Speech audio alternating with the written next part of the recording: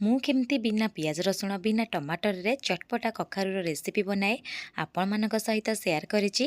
ଆଶା କରୁଛି ଆପଣମାନଙ୍କୁ ବହୁତ ପସନ୍ଦ ଆସିବ। ଆଜି ଆମେ ବନେଇବା କଖାରୁର ଏମିତି ଏକ ରେସିପି ଯେଉଁମାନେ କଖାରୁ ଖାଇବା ପାଇଁ ପସନ୍ଦ କରୁନାହାନ୍ତି ସମସ୍ତେ ହାତ ଚାଟିକି ଖାଇବେ। ଆପଣଙ୍କୁ ଭାତ ରୁଟି ପରଟା ବା ପୁରୀ ସହିତ ମଧ୍ୟ ଖାଇପାରିବେ। ବହୁତ ସ୍ୱାଦିଷ୍ଟ ଲାଗିଥାଏ। ନମସ୍କାର, ପ୍ରତିଦିନ ରୋଷେଇକୁ ଆପଣମାନଙ୍କୁ ଅନେକ ଅନେକ ସ୍ୱାଗତ। ଆପଣମାନଙ୍କୁ ଅନୁରୋଧ ରହିଲା ଯଦି ଚ୍ୟାନେଲରେ ନୂଆ ଅଛନ୍ତି ପ୍ଲିଜ୍ ଚ୍ୟାନେଲକୁ ସବସ୍କ୍ରାଇବ୍ କରିନେବେ। ତା ସହିତ ଭିଡ଼ିଓକୁ ପ୍ଲିଜ୍ ଗୋଟେ ଲାଇକ୍ କରିବେ। କଖାରୁର ଏହି ସ୍ୱାଦିଷ୍ଟ ରେସିପି ବନେଇବା ପାଇଁ ମୁଁ ଏଠି 500 ଗ୍ରାମର କଖାରୁ ନେଇଛି। ପ୍ରଥମେ ଆମେ କ'ଣ କରିବା ନା କଖାରୁକୁ କାଟିବା। ଯଦି କଖାରୁର ଉପର ଚୋପା ଟିକେ ପାଚି ଯାଇଥିବ ଆପଣ ଛଡ଼େଇ ନେବେ। ଯେହେତୁ ଏଠି ଚୋପାଟା ପାଚିନି ସେଥିପାଇଁ ମୁଁ ଏଠି କ'ଣ କରିବି ନା ଚୋପାକୁ ଛଡ଼େଇବିନି। ଏବେ ଆମେ ମୋଟା ମୋଟା ପିସ୍ରେ କାଟି ନେବା। ଜମା ବି ଏଠି ଛୋଟ ଛୋଟ ବା ସରୁ ପିସ୍ରେ କାଟିବେନି। ତାପରେ ଧୋଇକି ଗୋଟେ ସାଇଡ଼୍ରେ ରଖିନେବା। ଏପଟେ ଗୋଟେ ହୁମଦସ୍ତାରେ ମୁଁ କ'ଣ କରିଛି ନା 2ଟି କଞ୍ଚା ଲଙ୍କା ଦେଇଦେବି। 1 ଇଞ୍ଚ ଅଦାକୁ ଚୋପା ଛଡ଼େଇକି ଛୋଟ ଛୋଟ ପିସ୍ରେ କାଟିକି ଦେଇଦେବା। ତା ସହିତ 1 ଚାମଚ ଏଠି ଆମେ ଗୋଟା ଧନିଆ ଦେବା। ଏତିକି ଜିନିଷ ଦେଇସାରିଲା ପରେ ଆକୁ ଆମେ କ'ଣ କରିବା ନା ଭଲସେ ଟିକେ ଛେଚି ନେବା। ଯାହାଫଳରେ ଏଇ ଯେଉଁ ମସଲାଟା ଆମେ ୟୁଜ୍ କରିବା ତରକାରୀରେ ନା ସ୍ୱାଦକୁ ପୁରା 2 ଗୁଣା ବଢ଼େଇ ନେବ। ଆପଣ ଯଦି ଚାହିଁବେ 1 ଚାମଚ ଏଠି ପାନମଧୁରୀ ମଧ୍ୟ ଦେଇପାରିବେ। ଏବେ ଏଇ ଛେଚାକୁ ଗୋଟେ ସାଇଡ଼୍ରେ ରଖିନେବା। ଚାଲନ୍ତୁ ବନେଇବା ଷ୍ଟାର୍ଟ କରିବା। ପ୍ରଥମେ କ'ଣ କରିବା ନା ଗୋଟେ କଡ଼େଇ ବସେଇବା। କଡ଼େଇରେ 1ରୁ 2 ଚାମଚ ସୋରିଷ ତେଲ ଦେବା। ସୋରିଷ ତେଲରେ ଏଇ ରେସିପି ବନେଇବେ ଟେଷ୍ଟ ବହୁତ ଭଲ ଆସିବ। ଯେହେତୁ ଏଠି ସୋରିଷ ତେଲରେ ବନଉଛେ ନା ସୋରିଷ ତେଲକୁ ପ୍ରଥମେ ଭଲସେ ଗରମ ହେବା ପାଇଁ ଦେବେ। ସୋରିଷ ତେଲ ଯେତେବେଳେ ଗରମ ହେଇଯିବ 1 ଚାମଚ ଏଠି ଆପଣ ପଞ୍ଚୁଫୁଟଣ ୟୁଜ୍ କରିବେ। ନିଶ୍ଚୟ ପଞ୍ଚୁଫୁଟଣ ଦେବେ, ଟେଷ୍ଟ ଭଲ ଆସିବ। ତା ସହିତ 2ଟି ଶୁଖିଲା ଲଙ୍କା ୟୁଜ୍ କରିବା। 1 ଏଠି ତେଜପତ୍ର ଦେଇଦେବା। ଆମେ ଯେଉଁ ଅଦା କଞ୍ଚା ଲଙ୍କା ତା ସହିତ ଧନିଆକୁ ଛେଚିକି ରଖିଥିଲେ ତାକୁ ମଧ୍ୟ ଦେଇଦେବା। ଦେଇସାରିଲା ପରେ 1ରୁ 2 ମିନିଟ୍ ଏଠି ଲୋ ଟୁ ମିଡ଼ିୟମ୍ ରଖିକି ଫ୍ଲେମ୍କୁ ଭଲସେ ଟିକେ ଭାଜି ନେବା। ଯେଉଁ ଅଦାର ଯେଉଁ କଞ୍ଚା ସ୍ମେଲ୍ ଥାଏ ନା କଞ୍ଚା ସ୍ମେଲ୍ ଯିବା ଯାଏ ଫ୍ଲେମ୍କୁ ଲୋ କରିବା। ଲୋ ଫ୍ଲେମ୍ରେ ଶୁଖିଲା ମସଲା ୟୁଜ୍ କରିବା।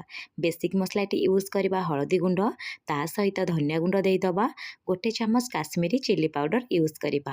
ଆପଣ ଯଦି ଚାହିଁବେ କାଶ୍ମୀରୀ ଚିଲି ପାଉଡ଼ରକୁ ସ୍କିପ୍ କରିପାରିବେ।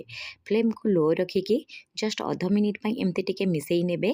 ମିଶାଇ ସାରିଲା ପରେ 1ରୁ 2 ଚାମଚ ଏଠି ଆପଣ କ'ଣ କରିବେ ନା ପାଣି ୟୁଜ୍ କରିବେ। ଆମେ ଯେଉଁ ଆଜି ରେସିପି ବନେଇବା ନା ତାକୁ ବିନା ପିଆଜ ରସୁଣରେ ବନେଇବା, ବିନା ଟମାଟରରେ ବନେଇବା।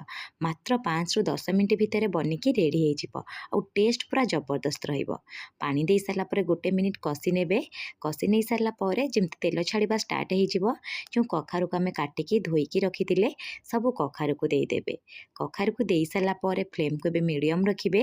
ମିଡ଼ିୟମ୍ ଫ୍ଲେମ୍ରେ ପ୍ରଥମେ ଆପଣ କ'ଣ କରିବେ ନା କଖାରୁକୁ 1ରୁ 2 ମିନିଟ୍ ମସଲା ସହିତ ଭାଜିବେ।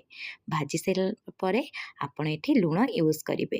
ଯେହେତୁ କଖାରୁ ଟିକେ ସିଝିଗଲା ପରେ କମ୍ ହେଇଯାଏ କ୍ୱାଣ୍ଟିଟିରେ ଆପଣ ଏଠି ଦେଖିକି ଲୁଣ ୟୁଜ୍ କରିବେ। ମୁଁ ସ୍ୱାଦ ହିସାବରେ ଅଧା ଚାମଚ ଲୁଣ ଦେଇଦେବି। ଆଉ ଗୋଟେ କଥା କହିବା ପାଇଁ ମୁଁ ଭୁଲି ଯାଇଥିଲି, ମୁଁ ଲାଷ୍ଟକୁ ଅଳ୍ପ ଟିକେ କଳା ଲୁଣ ୟୁଜ୍ କରିବି। ସେହି ହିସାବରେ ଆପଣ ଏଠି ଦେଖିକିରି ଲୁଣ ୟୁଜ୍ କରିବେ। ଲୁଣ ଦେଇ ସାରିଲା ପରେ ଆକୁ ଆମେ ଜଷ୍ଟ ଟିକେ ମିଶାଇ ନେବା। ମିଶାଇ ସାରିଲା ପରେ କଭର୍ କରିକି ଲୋ ଟୁ ମିଡ଼ିୟମ୍ ଫ୍ଲେମ୍ରେ କଖାରୁ ସିଝିବା ପାଇଁ 5 ମିନିଟ୍ ଛାଡ଼ିଦେବା। 5 ମିନିଟ୍ ହିଁ ଛାଡ଼ିବେ, ବେଶୀ ଛାଡ଼ିବେନି ନହେଲେ ଅଧିକା କଖାରୁ ସିଝିଯିବ। 5 ମିନିଟ୍ ପରେ ମୁଁ କଭର୍ କାଢ଼ିକି ଦେଖାଇ ଦେଉଛି, ଦେଖିପାରୁଥିବେ କଖାରୁ ପ୍ରାୟ 50ରୁ 60% ସିଝିଯାଇଛି କିନ୍ତୁ ଏମିତି ଗୋଟା ଗୋଟା ଅଛି। ତାପରେ ଫ୍ଲେମ୍କୁ ଲୋ ଟୁ ମିଡ଼ିୟମ୍ ରଖିକି 1ରୁ 2 ମିନିଟ୍ ଯାଏ ଆକୁ ଭଲସେ ଟିକେ ଭାଜି ନେବେ। ଭାଜି ନେଇ ସାରିଲା ପରେ ଯେମିତି ମୁଁ କହିଥିଲି ଚଟପଟା ଟେଷ୍ଟ ଆସିବା ପାଇଁ ଟିକେ ମିଠା ଟିକେ ଖଟା ପାଇଁ ମୁଁ 1 ଚାମଚ ଏଠି ଗୁଡ଼ ୟୁଜ୍ କରୁଛି। ଗୁଡ଼ ଦେଲେ କଲର୍ ଟିକେ ଭଲ ଆସିବ। ଆପଣ ଯଦି ଚାହିଁବେ ଗୁଡ଼ ଜାଗାରେ ଚିନି ମଧ୍ୟ ୟୁଜ୍ କରିପାରିବେ। ଯଦି ଆପଣଙ୍କ କଖାରୁ ଟିକେ ବହୁତ ମିଠା ଥିବ ତାହେଲେ ଏଠି ମିଠାକୁ ସ୍କିପ୍ କରିପାରିବେ। ଗୁଡ଼ ଦେଇ ସାରିଲା ପରେ ଆକୁ ଆମେ ଜଷ୍ଟ ଟିକେ ମିଶାଇ ନେବା।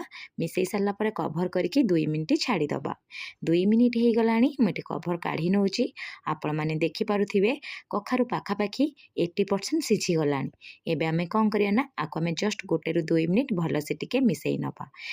ବେଶୀ କଖାରୁକୁ ସିଝେଇବେନି, ଯଦି ବେଶୀ ସିଝେଇ ଦେବେ ଖାଇବା ପାଇଁ ଟେଷ୍ଟ ଆସିବନି। ଯେତେବେଳେ ଆପଣ ଦେଖିବେ କଖାରୁ ପ୍ରାୟ 80% ସିଝିଯାଇଛି ଆପଣ କ'ଣ କରିବେ ନା ଆକୁ ଆଉ ବେଶୀ ମିଶାଇବେନି। ଲାଷ୍ଟକୁ କ'ଣ କରିବେ ନା ଫ୍ଲେମ୍କୁ ଅଫ୍ କରି ଦେଇଦେବେ। ଗୋଟେ ଚାମଚ ଏଠି ଆପଣ ତେନ୍ତୁଳିର ରସ ଦେଇଦେବେ। ଅଳ୍ପ ଟିକେ କଳା ଲୁଣ ଦେଇଦେବେ। ଅଳ୍ପ ଟିକେ ଦେଇଦେବେ ଗରମ ମସଲା। ଆପଣ ଯଦି ଚାହିଁବେ ତେନ୍ତୁଳି ରସକୁ ସ୍କିପ୍ କରିକି ଅଧା ଚାମଚ ଚାଟ୍ ମସଲା ହେଉ ବା ଆମଚୁର ପାଉଡ଼ର ମଧ୍ୟ ୟୁଜ୍ କରିପାରିବେ। ଆଉ ଲାଷ୍ଟକୁ ମୁଁ ଅଳ୍ପ ଟିକେ ଧନିଆ ପତ୍ର କାଟିକି ଦେଇଦେବି। ଦେଇସାରିଲା ପରେ ଆକୁ ଆମେ କ'ଣ କରିବା ନା ଜଷ୍ଟ ଟିକେ ମିଶାଇ ନେବା। ଏବେ ଆମର ଚଟପଟା କଖାରୁର ରେସିପି ପୁରା ବନିକି ରେଡ଼ି ସରିଲାଣି। ଆପଣ ଆକୁ ଗୋଟେ ଥର ଘରେ ବନାନ୍ତୁ। କେମିତି ବନିଲା ମୋ ସହିତ କମେଣ୍ଟ ସେକ୍ସନରେ ସେୟାର କରନ୍ତୁ। ଯଦି ଆପଣଙ୍କୁ ଏ ରେସିପିଟି ପସନ୍ଦ ଆସିଥିବ ଭିଡ଼ିଓକୁ ପ୍ଲିଜ୍ ଗୋଟେ ଲାଇକ୍ କରିବା ସହିତ ଚ୍ୟାନେଲରେ ଯଦି ନୂଆ ଥିବେ କିମ୍ବା ଚ୍ୟାନେଲକୁ ସବସ୍କ୍ରାଇବ୍ କରିନଥିବେ ପ୍ଲିଜ୍ ଚ୍ୟାନେଲକୁ ଗୋଟେ ସବସ୍କ୍ରାଇବ୍ କରିନେବେ। ପୁଣି ଦେଖା ହେବ ନେକ୍ସଟ ଭିଡ଼ିଓରେ। ରହିଲି, ଧନ୍ୟବାଦ।